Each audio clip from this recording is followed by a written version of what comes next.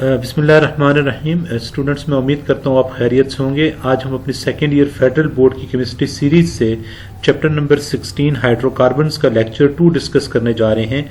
और आज के इस लेक्चर में हमारा जो टॉपिक ऑफ डिस्कशन है वो physical properties and reactivity of alkanes है। सबसे पहले स्टूडेंट्स हम फिजिकल प्रॉपर्टीज़ की बात करते हैं। फिजिकल प्रॉपर्टीज़ में अल्केन्स की सबसे पहले जो हम बात डिस्कस करेंगे वो इनकी फिजिकल स्टेट है। और हमने क्लास 9th में ये पढ़ा हुआ है कि फिजिकल प्रॉपर्टीज़ जो हैं वो physical state of the matter से रिलेट कर रही होती हैं।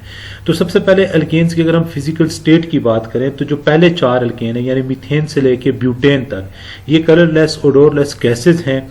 उसके बाद जो कार्बन नंबर 5 से लेके कार्बन नंबर 17 यानी पेंटेन से लेके हेप्टाडिकेन तक हैं, ये कलरलेस ओडोरलेस लिक्विड्स हैं। और इसके बाद जो कार्बन 18 एंड अबव वाले अल्केन्स हैं वो कलरलेस ओडोरलेस वैक्सी सॉलिड्स हैं। वैक्सी मीन मोम नुमा सॉलिड, जैसे आपकी वैसलीन होती है या ग्रीस होती है, उस तरह के सॉलिड्स हैं। सेकेंड इनकी प्रॉपर्टी है सॉल्युबिलिटी। स्टूडेंट्स, एक जनरल प्रिंसिपल है सॉल्युबिलिटी का, लाइक डिसॉल्व लाइक। तो अल्केन्स जो हैं ये ऑलमोस्ट नॉन पोलर मॉलिक्यूल्स हैं और नॉन पोलर होने की वजह से ये नॉन पोलर सॉल्वेंट में ही हल होते हैं। इनकी वाटर में कोई सॉल्युबिलिटी नहीं होती, या ये ऑर्गेनिक या जो ऑर्गेनिक कंपाउंड्स अल्केन्स हैं ये इनऑर्गेनिक सॉल्वेंट में डिसॉल्व नहीं होते। और ऑर्गेनिक सॉल्वेंट्स में जनरली आपके पास बेंजीन, एसीटोन, ईथर आते हैं जिनमें ये डिसॉल्व होते हैं। मैं इसकी कॉमन सी एग्जांपल आपको देता हूं। अगर आप अपने हाथों के ऊपर वैसलीन लगाएं और उसको पानी से धोएं तो आपके हाथों के ऊपर से वैसलीन नहीं उतरेगी, आपके हाथों में अजीब सी चिपचिपाहट सी होगी, इरिटेशन आपको होगी उससे। और अगर आप वही नेल पॉलिश रिमूवर या एसीटोन से अपने हाथ को साफ करें तो आपके हाथों से जो वो वैसलीन लगी हुई है वो उतर जाएगी। तो रीजन ये है कि जो वैसलीन है ये ऑर्गेनिक कंपाउंड से मिलकर बनी हुई है, इसमें ज्यादा जो इसकी कंपोजिशन है वो ऑर्गेनिक कंपाउंड्स पर मुश्तमिल है। तो इसलिए ऑर्गेनिक सॉल्वेंट के साथ ये सॉल्युबल होती है। जो इनऑर्गेनिक या पोलर सॉल्वेंट है लाइक वाटर, उसमें इनकी सॉल्युबिलिटी नहीं होती। तो अल्केन्स जो हैं ये वीकली पोलर या नॉन पोलर मॉलिक्यूल्स हैं और इनकी जो सॉल्युबिलिटी है ये नॉन पोलर सॉल्वेंट या ऑर्गेनिक सॉल्वेंट्स में ज्यादा है लाइक बेंजीन, एसीटोन और ईथर में। और इनऑर्गेनिक या पोलर सॉल्वेंट लाइक वाटर में ये डिसॉल्व नहीं होते। और इनकी सॉल्युबिलिटी डिक्रीज करती है जैसे जैसे मॉलिक्यूलर मास या size of the chain increase करता है। थर्ड प्रॉपर्टी हमारे पास है स्टूडेंट बॉइलिंग पॉइंट। हम लोगों ने ये बात पढ़ी थी फर्स्ट ईयर की केमिस्ट्री में लिक्विड्स वाले चैप्टर में कि जो अल्केन्स होते हैं ये नॉन पोलर मॉलिक्यूल्स हैं और इनके अंदर जो फोर्सेस ऑफ अट्रैक्शन हैं वो लॉन्ग एंड डिस्पर्शन फोर्सेस होती हैं। और फिर हमने ये भी पढ़ा था कि जो लॉन्ग एंड डिस्पर्शन फोर्सेस होती हैं उनकी स्ट्रेंथ 2 फैक्टर्स पे डिपेंड करती है, एक साइज ऑफ द एटम के ऊपर और दूसरा नंबर ऑफ द एटम्स के ऊपर। तो अल्केन्स में जैसे जैसे आपके पास होमोलोगस सीरीज में नंबर ऑफ एटम्स इंक्रीज करते हैं तो जो मेल्टिंग एंड बॉइलिंग पॉइंट है वो इंक्रीज होता है। और उसकी फिर जनरलाइजेशन यूं दी जाती है कि हर CH2 यूनिट के ऐड होने से आपके पास ऑन एवरेज 20 से 30 डिग्री बॉइलिंग पॉइंट इंक्रीज होता है। अब इस बात को समझने के लिए मैं आपको 2 एग्जांपल्स देता हूं। देखिए हम पढ़ते हैं अल्केन्स का जो पहला मेंबर है वो CH4 है, ठीक है। और इसका जो दूसरा मेंबर है जनरल फार्मूला में n की वैल्यू पुट करने से हमारे पास आता है वो है C2H6 और तीसरा मेंबर C3H8। ये प्रोपेन का मॉलिक्यूलर फार्मूला है। सबसे पहले ये मीथेन का मॉलिक्यूलर फार्मूला, ये इथेन का और ये प्रोपेन का। अब अगर देखिए मीथेन और इथेन में क्या डिफरेंस है तो ये CH2 यूनिट का डिफरेंस है। अगर आप में मीथेन में CH2 ऐड करेंगे तो इथेन बन जाएगा, इसमें CH2 ऐड करेंगे तो ये प्रोपेन में कन्वर्ट हो जाएगा। तो हर CH2 यूनिट के ऐड होने से मैं कहता हूं लेट अस सपोज इसका जो बॉइलिंग पॉइंट है वो -110 डिग्री है, ठीक है। तो यहां पर जो बॉइलिंग पॉइंट होगा वो -50 हो जाएगा, इधर में भी आके 0 हो जाए। तो अब जैसे जैसे आपके पास CH2 यूनिट ऐड हो रहे हैं आपके पास जो बॉइलिंग पॉइंट है वो इंक्रीज हो रहे हैं। और कितनी एवरेज दी उन्होंने 20 से 30 डिग्री की एक एवरेज सेट की हुई है कि इतनी वैल्यूज जो हैं वो इंक्रीज करती हैं। तो ये जो मैंने आपको एग्जांपल दी है ये जनरलाइजेशन या समझाने के लिए की है, ये कोई फैक्ट्स एंड फिगर्स प्रॉपर नहीं है। तो वो अल्केन्स जो हैं इनमें जैसे जैसे जैसे जैसे इनकी होमोलोगस सीरीज में मेंबर्स आगे बढ़ते हैं और उसमें CH2 यूनिट की एडिशन होती जाती है तो आपके पास बॉइलिंग पॉइंट इंक्रीज होता है। और हर CH2 यूनिट के ऐड होने से कितना बॉइलिंग पॉइंट इंक्रीज होता है 20 to 30 डिग्री। नेक्स्ट आपके पास है मेल्टिंग पॉइंट्स।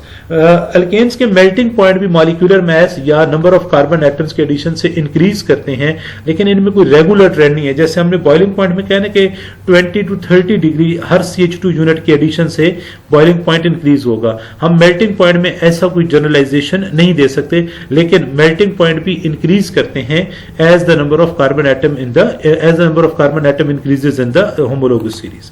नेक्स्ट हमारे पास है इनकी रिएक्टिविटी। अल्केन्स के बारे में हम कहते हैं कि दे आर पैराफिन्स, और ये जो लफ्ज पैराफिन है ये दो लफ्जों से मिलकर बना है, एक है पैरम और दूसरा है एफिन। पैरम का मतलब होता है लिटिल और एफिन का मतलब होता है एफिनिटी और एबिलिटी। तो एफिनिटी और एबिलिटी फॉर व्हाट? तो अल्केन्स हैव लिटिल एफिनिटी और little ability for the reactions under normal conditions, यानी रूम टेम्परेचर और प्रेशर पे आम हालात में अल्केन्स की रिएक्टिविटी नहीं है। They are inert towards the acid, bases, oxidising agents, reducing agents. और ये ऐसा बिहेवियर क्यों शो करते हैं? तो उस बिहेवियर के लिए दो रीजंस है। पहली है नॉन पोलर नेचर या नॉन पोलर बॉन्ड्स। स्टूडेंट्स, अगर आप अल्केन्स में देखें तो हमारे पास दो तरह के बॉन्ड होते हैं, या तो कार्बन टू कार्बन बॉन्ड होंगे या कार्बन टू हाइड्रोजन बॉन्ड होंगे। अब जो कार्बन टू कार्बन बॉन्ड बना है वहां पर तो इलेक्ट्रॉन एक्टिविटी का डिफरेंस 0 है, क्योंकि कार्बन की इलेक्ट्रॉन एक्टिविटी 2.5 है। तो दो कार्बन एटम्स के दरमियान जब बॉन्ड बना है तो दोनों की इलेक्ट्रॉन एक्टिविटी 2.5 माइनस 2.5 आप करेंगे तो इलेक्ट्रॉन एक्टिविटी का डिफरेंस 0 हो जाएगा। तो आपके पास ये बॉन्ड तो नॉन पोलर होंगे। लेकिन जब आप कार्बन हाइड्रोजन बॉन्ड की बात करते हैं तो यहां पर जो इलेक्ट्रॉन एक्टिविटी का डिफरेंस है वो 0.4 आता है, और दोनों जो है वो नॉन मेटल्स हैं और छोटे साइज के एटम है। तो ये डिफरेंस को इतना एप्रिशिएबल नहीं है कि ये बॉन्ड को बहुत ज्यादा पोलर बनाए। तो जो कार्बन और हाइड्रोजन का बॉन्ड है वो भी नॉन पोलर बॉन्ड की तरह ही बिहेव कर रहा होता है। इसी वजह से कोई भी आयनिक रिएजेंट जैसे कि एसिड, अल्कलीज, ऑक्सीडाइजिंग एजेंट, उन्हें कोई जगह नहीं मिलती है अल्केन्स की चेन में रिएक्शन करने के लिए या वो रिएक्शन कर सके। तो इस तरह से ये बॉन्ड की जो नॉन पोलर नेचर है ये अल्केन्स को लेस रिएक्टिव बनाती है। दूसरी आपके पास है inertness of sigma bond. Students, आपने जब फर्स्ट ईयर की केमिस्ट्री में जब बॉन्डिंग वाले चैप्टर पढ़ा था तो वहां पर आपने कहा था दो तरह के बॉन्ड्स होते हैं, एक होते हैं सिग्मा बॉन्ड और एक होते हैं पाई बॉन्ड। तो हम कहते हैं जो सिग्मा बॉन्ड होता है वो head on overlap of the orbital से बनता है। अब जब head on overlap of the orbital से सिग्मा बॉन्ड बनता है तो जो सिग्मा बॉन्ड के इलेक्ट्रॉन्स होते हैं they are very tightly held by the nucleus, यानी न्यूक्लियस की फोर्स ऑफ अट्रैक्शन उन इलेक्ट्रॉन्स के ऊपर ज्यादा होती है और वो इलेक्ट्रॉन्स बॉन्ड एक्सिस के ऊपर पड़े हुए होते हैं, जिसकी वजह से न्यूक्लियस की फोर्स ऑफ अट्रैक्शन उनके ऊपर बहुत ज्यादा होती है। जब न्यूक्लियस की फोर्स ऑफ अट्रैक्शन उनके ऊपर बहुत ज्यादा होती है तो वो किसी इलेक्ट्रोफाइल के ऊपर अटैक नहीं कर सकते हैं और ना ही कोई न्यूक्लियोफाइल उनकी तरफ अट्रैक्ट हो सकता है। तो इस वजह से भी अल्केन्स जो है वो लीस्ट रिएक्टिव कंपाउंड के तौर पर रिएक्ट करते हैं। हाउएवर, हम नेक्स्ट लेक्चर में डिस्कस करेंगे कि अल्केन्स कैसे रिएक्शन शो करते हैं और किस तरह के और कौन सी कंडीशंस है जिनमें वो रिएक्शन शो करेंगे। पेपर के पॉइंट ऑफ व्यू से अगर मैं बात करूं तो ये जो टॉपिक है अल्केन्स की रिएक्टिविटी का, ये इंपॉर्टेंट है। आपसे शॉर्ट क्वेश्चन में पिंडी बोर्ड हो, फेडरल बोर्ड हो, पूछा जाता है कि why alkanes are called paraffin, या why alkanes are least reactive compounds, या why alkanes are inert under normal condition। तो ये आपसे पूछा जाता है क्वेश्चन इनकी रिएक्टिविटी के ऊपर।